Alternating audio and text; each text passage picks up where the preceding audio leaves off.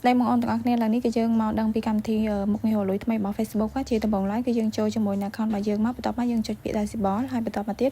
គឺយើងរកពាក្យ content ណាបងប្អូនទាំងអស់គ្នា content monetize ហ្នឹងដើម្បីចូលបើកវាអញ្ចឹងពេលយើងចុចមកយើងមានឃើញពាក្យ submit interest នេះហើយបងប្អូនទាំងអស់គ្នាអញ្ចឹងយើងចូលមកហ្នឹងមកគឺយើងមាន3ចំណុចបងប្អូនទាំងអស់គ្នាចំណុចទី1ជាបងប្អូនរើសអីក៏បានដែរប៉ុន្តែពីខ្ញុំសូមណែនាំពាក្យ digital creator បងប្អូនទាំងអស់គ្នាហើយបន្ទាប់មកទី2គឺយើងអាចផុសតាមរីតាម photo tag អីហ្នឹងហើយ story អីហ្នឹងគឺយើងអាចផុសបានអញ្ចឹងយើងគ្រីសទាំង4មកហើយបន្ទាប់មកទៀតយើងចុចដានណាបងប្អូនទាំងអស់គ្នាអញ្ចឹងសម្រាប់ទី3គឺបងប្អូនទាំងអស់គ្នាអាចទៅសេមិនក៏បានដែរដើម្បីស្នើលុយអញ្ចឹងណាបងប្អូនទាំងអស់គ្នាឬបងប្អូនអាចទៅសេតាមខ្ញុំហ្នឹងក៏បានដែរបងប្អូនទាំងអស់គ្នាពេលដែលយើងទៅសេហើយយើងចុចថយក្រោយសិនណាបងប្អូនទាំងអស់គ្នាដើម្បីយើងរកពាក្យ submit ណាអញ្ចឹងយើងចុចថយក្រោយសិនមកយើងនឹងឃើញពាក្យ submit ទេបងប្អូនទាំងអស់គ្នាពេលដែលយើង